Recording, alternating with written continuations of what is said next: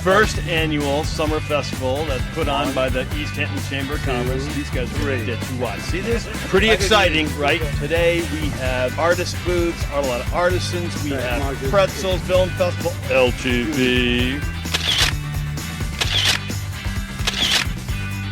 Welcome to LTV's booth at the annual East Hampton Chamber Fair in Herrick Park. So we are your station for knowing what's going on locally and for sharing your story. So come on down.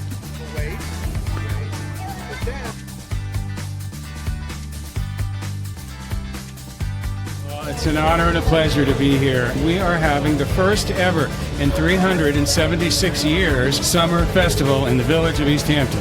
We have over 50 different booths, from businesses to nonprofits to local artists, political groups, even a television station. And on our stage, today is the 50th anniversary of Woodstock, so we're honoring the Woodstock concert and the 1969 Summer of Love. It is a true day of celebration. The village has been so receptive to doing things like this. It just took time, but I think from the turnout and the look of it, it'll become an annual event. Congratulations, Stephen. Thank you for everything you've done and many more years of this kind of success.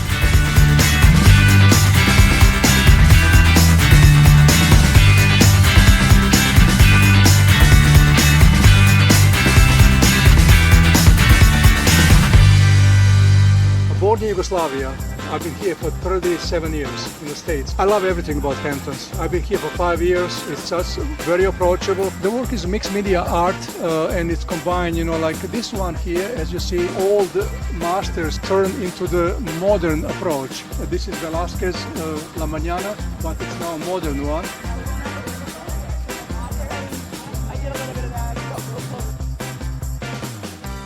Yeah, this is an eastern screech owl, one of our native species here on Long Island, especially the East End. It's a nocturnal owl. You'll hear them at night. Oddly enough, they don't screech at all, as their name would suggest, but they have a beautiful, some say haunting, some say sad, but it's called a trill, and it's quite beautiful. This one accidentally flew into a vehicle, which is a common accident out here. And in this case, Athena lost an eye. However, she still sees shadows, which is enough for her to, along with her great sense of smell, to find the food. She just can't hunt. So she has to either be an educational bird, being taken care of by someone like myself, who's licensed, or she had to be put down. And of course, we didn't want that to happen. So now she's mine for the rest of her life, which could be up to 30 years. The kids are going to love her this year. We'll visit all the local schools. We just visited the Long Pond Greenbelt group last week, but the children just love Athena, and we can't wait to introduce her to some of the new schools we're going to visit as well.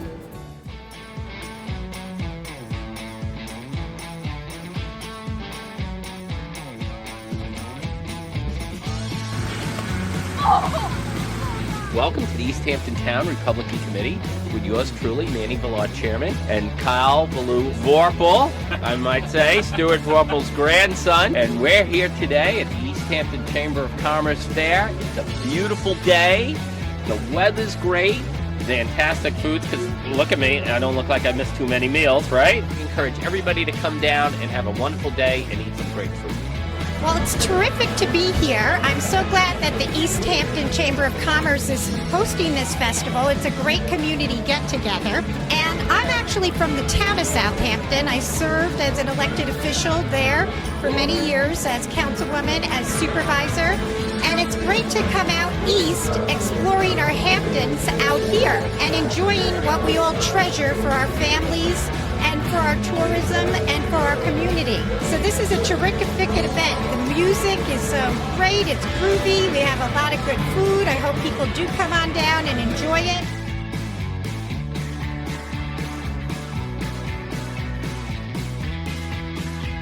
So we are promoting our wine and ride, which will be Saturday, October 5th. and it is a ride that you can do. We have 10 miles, 30 miles, or 60 miles, and there's a lunch afterwards, and all the proceeds will go to I Try, which is a nonprofit based out here that trains middle school girls in triathlons.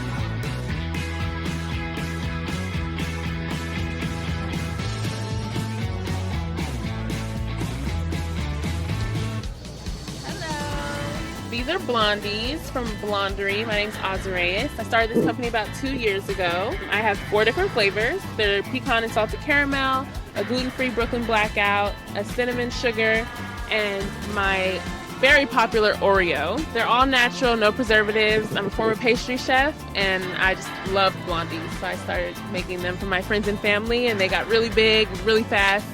So here I am. Steve, the organizer from the Chamber of Commerce, convinced me that it would be a really good opportunity for me to network and meet some new people and meet some new vendors. I'm super excited to be here.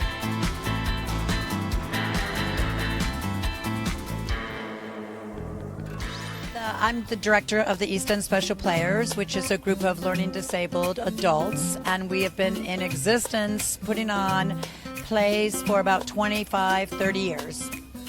So we're here today to tell you about our new production, which the players themselves have written. We started writing plays about 7 years ago, having a new production, which is called Whimsy World. And it's written by these two gentlemen. Oh yes, I'm very, very excited. It's the first time that we're writing a play that Tim and I decided to combine our own interests. My character, I play David. That's like the brother who's supposed to be like the rock star. Like he plays guitar, he talks some cool times, like because that's what rock stars do. And he actually wants to be a producing, directing superstar of all entertainment. He wants to be the king of it all. Well, right now we have 30 actors that are going to be in it, and they have all different types of disabilities, but they have incredible ability.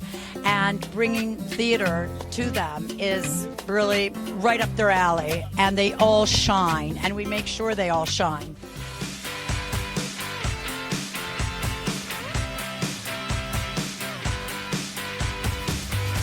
So here we are at the Bridgehampton National Bank booth at the fair. And Bridgehampton National Bank is really a local community bank. It's one of the few left that are really personal. And I want to give our special thanks from LTV for helping sponsor our comedy night. I hope you enjoyed it, but really thank you, because that's the kind of stuff that makes you such a great community bank. So how was your day today so far? Fantastic. It rained, but now the sun looks like it might be peeking out. B&B Bank is just all about, community support. Yeah. And long history with you. Oh, we go back 30 years. Yes.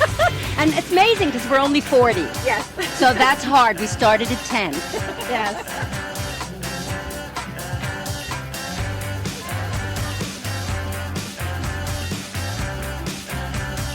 This is Hidden Gem. It's a company started by me and my sister. All of the stuff are handmade by us. Some handmade earrings, bracelets, cards, necklaces, some of my artwork. And my sister makes all of the linen. We live in East Hampton, born and raised, and our parents are originally from Antigua in the Caribbean.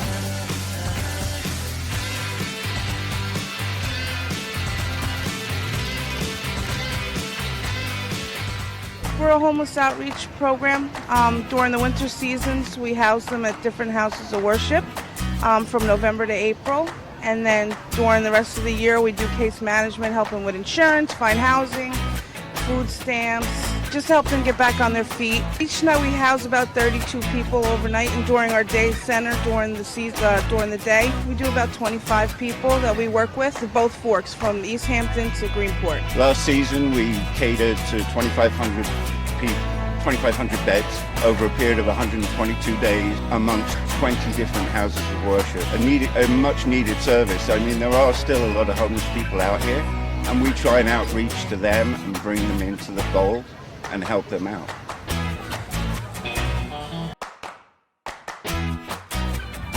We started a group called the Wednesday Group.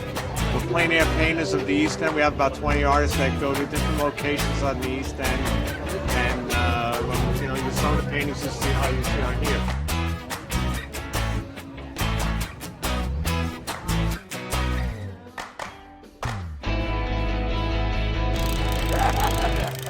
My name is Jane Ubel-Meyer, and I'm the founder of Bedside Reading. And what we do is we place books by the bedsides in luxury hotels. And the idea is that authors need to be found, and we want them to be found where readers go, which are beautiful luxury hotels. We're in the Hamptons. This is my 18th year of placing books throughout the Hamptons. I have best-selling author Nicola Harrison, who has Montauk.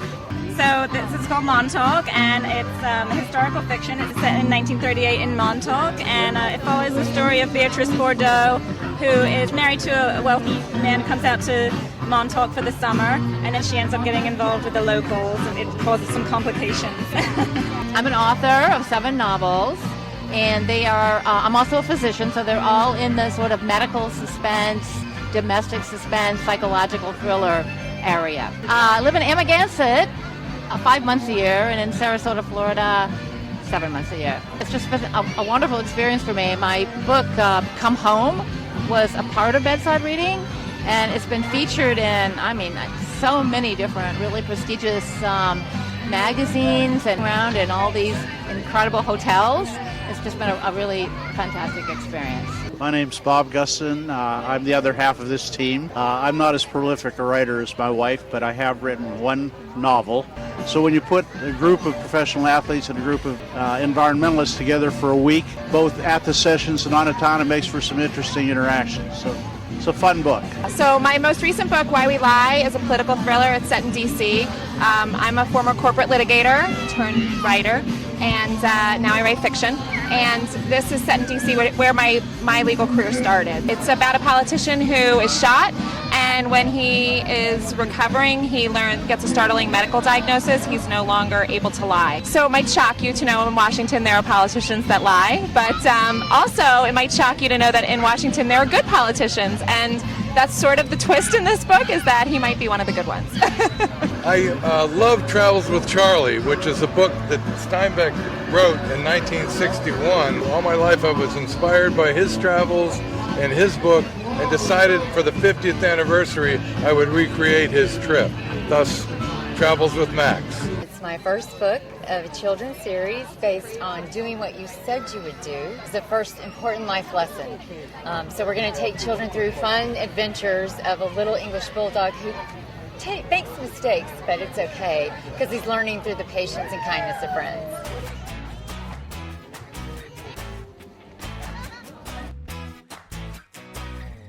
We are trying to save deer. East Hampton Group for Wildlife is suggesting harmonious living in nature with the wildlife. People think that deer is the main tick host, but it's not true. It's a white-footed mouse. We are selling this for $1. We are the one who took the deer's natural habitat, nowhere else to go. So they go out to the street, and then people are driving so fast, and we can prevent the deer accident, car collisions. So that's why we make these bumper stickers to slow down, and then I'm sure the rate will go down. We are asking East Hampton Town to give everybody, not only hunter people, but everybody to have to enjoy weekend day, only Saturday or Sunday, no hunting.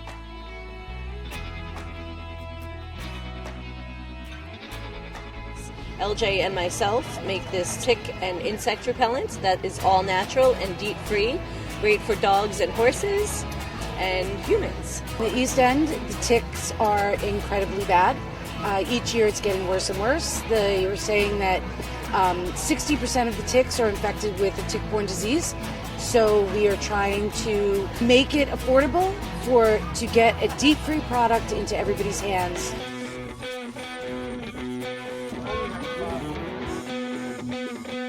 So we're here today at East Hampton Chamber of Commerce Summer Festival, and we're delighted to be in Herrick Park, joining everybody. Trustees are here to educate the community and have fun by showing you save a fish and balloon pollution. And I'm wearing the design that I created over to the left.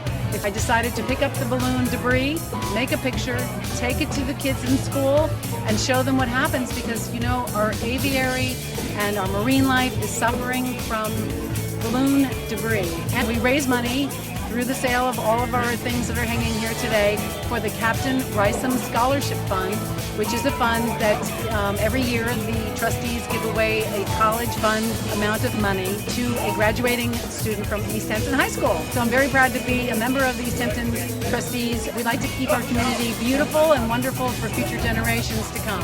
And I would ask that everybody who enjoys our beaches, please take with you your debris and put it in the trash cans that are available to you in the parking lot, because that's why we're known for our beautiful beaches. So let's make them beautiful for everybody. I'm Assemblymember Rebecca Seawright, representing parts of the Upper East Side of Manhattan and Roosevelt Island. But this afternoon I'm so excited to be here in the town of East Hampton, where so many of my constituents spend their weekends and their vacation. And I'm so proud of East Hampton to have this here today, standing right near the booth that is helping our local climate. And in New York State, we took a stand this past legislative session. I was a co-sponsor of the bill to outlaw plastic bags. Stopped by here and planning on to sign on as a co-sponsor to Assemblyman Fred Thiel's bill that will be coming up this January, banning balloons to save our fish, our wells, and our oceans. It's a giant step for our climate.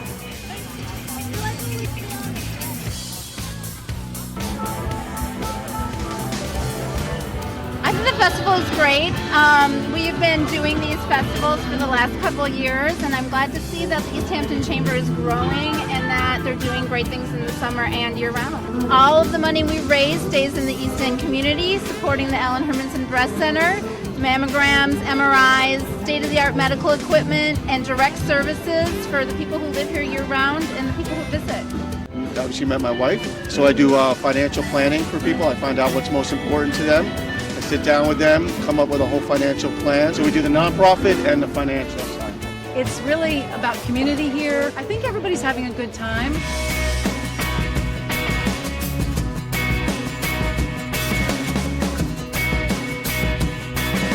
BNB is number one. Oh yeah.